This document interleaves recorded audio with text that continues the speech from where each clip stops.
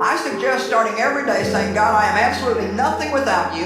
I can do nothing without you. I lean entirely on you today. I am desperate without your help. And really, no matter how many victories I've had in the past, that doesn't guarantee me a victory today if I'm not leaning on God today. Leaning on God yesterday doesn't help me today. I have to lean on God today. You have weaknesses. You have limitations. God has no limitations, but we have limitations.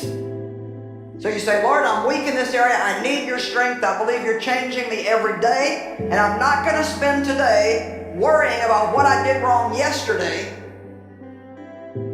I trust you to strengthen me in my weakness. That our weaknesses really don't have to make that much difference if we know how to let God fill our weaknesses with His power.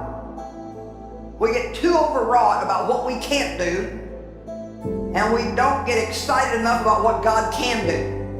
You see, no matter what you can't do or what I can't do, God can do.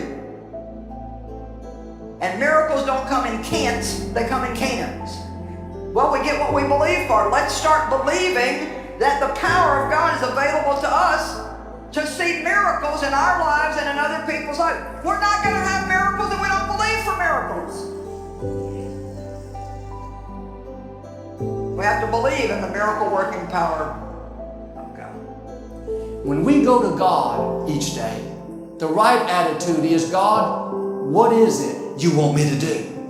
What is my assignment? Not giving God orders, telling Him what to do, how to do it. Rather, God, show me the best path. Show me how to overcome this problem. Show me how to accomplish my dreams. God wants us to rely on Him, not some formula. Thinking, well, if I do this, do that, and do the other, then God will bless me. If that's all it took, we wouldn't really need God. David understood this principle. In 2 Samuel 5, he had just been made king over Israel.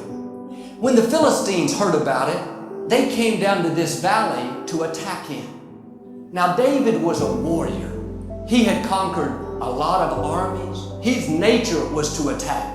But here's why David was considered a man after God's own heart.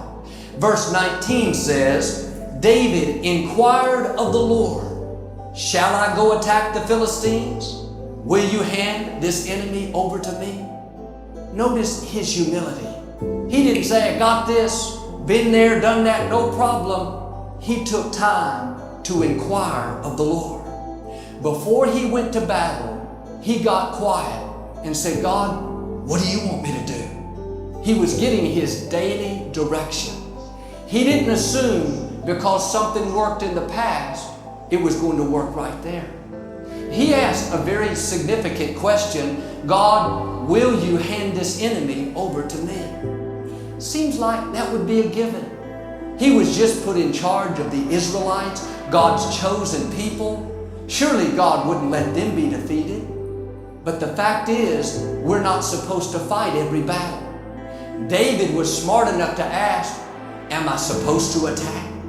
He was saying, God, if I go in there, are you going to go with me? He was showing his dependency on God. He recognized where his strength, his favor, his ability came from. And sometimes we assume if there's an obstacle, there's something trying to stop us, there's no question. Get in there and go to battle. God is on our side.